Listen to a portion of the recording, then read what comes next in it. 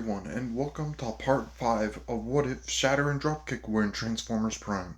So without further ado, let's get right to it. So we start off this part with Bulkhead and RC as they walk through the canyons investigating a signal. And they then arrive at the site where they see Knockout, Breakdown, Skyquake, and Makeshift. And Wheeljack and Bumblebee approach from the other side of the field. RC then gives the signal for them to move in. And so, Bulkhead engages Breakdown, Bumblebee engages Knockout, RC fights Skyquake, and Wheeljack fights Makeshift, who also turns back to Wheeljack to face him.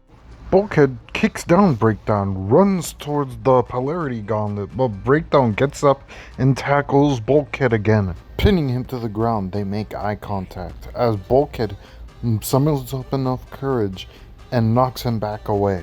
Well, here the only thing really going on is that Bumblebee is just chasing Knockout and Knockout is just trying to get away from him. You'll ruin my blasted paint.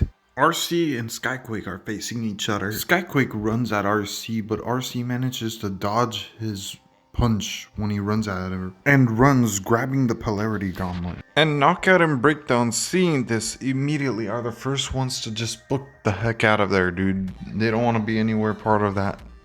Especially now that the Autobots won it. We then see Wheeljack then take down Makeshift, pinning him down. RC then uses the Polarity Gauntlet on Skyquake, launching him away, hitting a mountain. And Skyquake, knowing that they have officially lost this battle with Knockout and Breakdown cowardly retreating and Makeshift down, he then retreats to fight another day. RC then says, "Well done, everyone. Let's get this relic back to base. What do we do with Mystique over here?" X-Men reference. "Well, Wheeljack, since he did take your place when you first arrived on Earth, I feel like you should be the one to take care of him." "I'd be honored." Wheeljack then shoots Makeshift, killing him. A little bit later, Mech arrives to retrieve the body of Makeshift for something. You'll see you soon, guys. We now get the Cliffjumpers Prime and Ratchet as they are on a mission patrolling an abandoned Decepticon ship. And in this universe, we could say the way they locate it is that there's a lot of Decepticon activity there, so of course they pick it up on their radar and go investigate. They both sneakily kill a squadron of Vehicons as they enter. Ratchet then gets the relic, and it's the Immobilizer. Shatter and Dropkick then arrive, and seeing them with the Immobilizer, then they're like, "What? How?" Cliffjumpers Prime, obviously with a little bit of the old Cliffwood in him, he then says, "It's easy, Decepticons. You guys didn't bother to mask your energy signatures while coming here. That's why we were able to locate you." And then he takes out his weapons, ready to fight, and orders Ratchet to get the relic out of here. He does so, with Dropkick following him.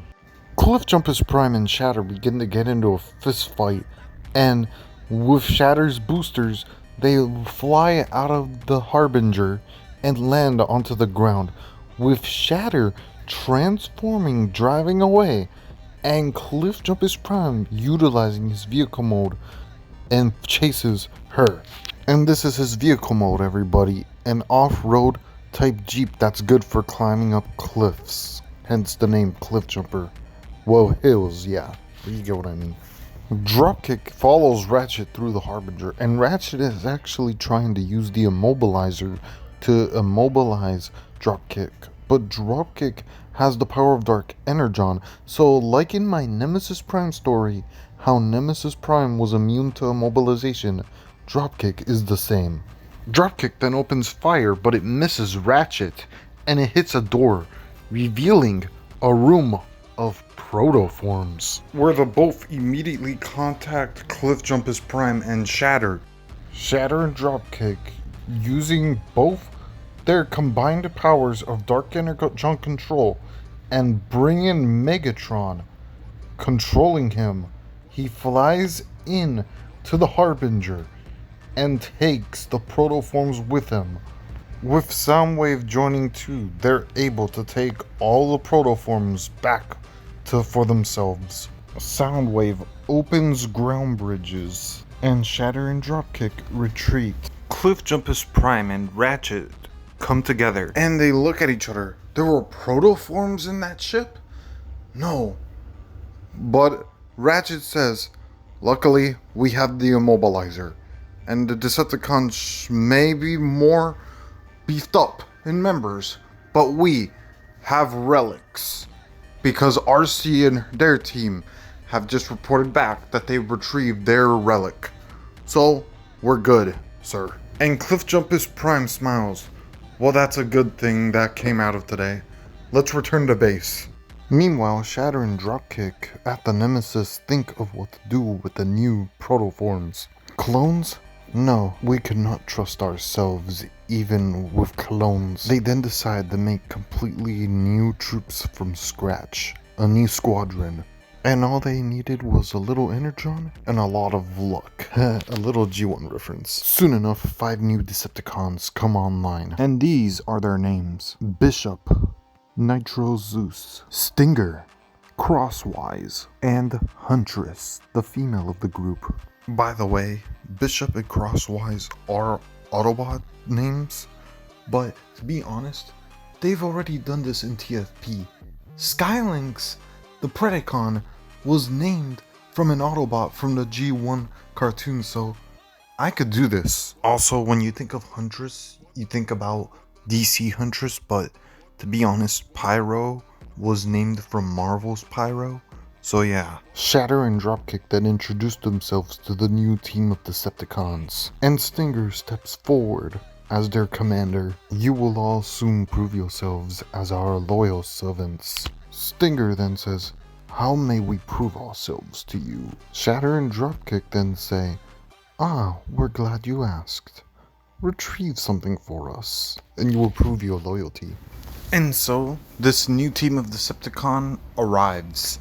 And they encounter the Autobots. And their objective is the data cylinder. With the Autobots honestly expecting new Decepticons from the protoforms, but they didn't expect what these new ones had in store. Each of them fight.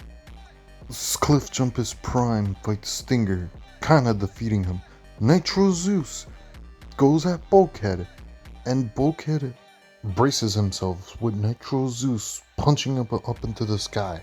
Huntress and RC fight each other, with Huntress gaining an advantage, tying RC up with chains and pinning her down. Crosswise fights Wheeljack. Wheeljack tries to slice Crosswise, but Crosswise manages to take out his blaster, which then temporarily disables Wheeljack. Bishop uses a taser, taking down Bumblebee easily. And Stinger, taking the opportunity, dodges one of Cliffjumpus Prime's punches and runs, grabbing the data cylinder, and orders his team to retreat.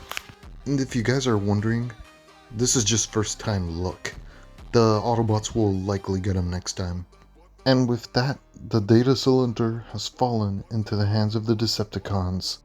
The episode Stronger Faster does not happen because the Autobots did not. Since the Autobots did not get the data cylinder, therefore Bulkhead never made the synthetic energon, and Ratchet was able to experiment on it. Meanwhile, the Autobots finish healing up at base and ready themselves for new Decepticons.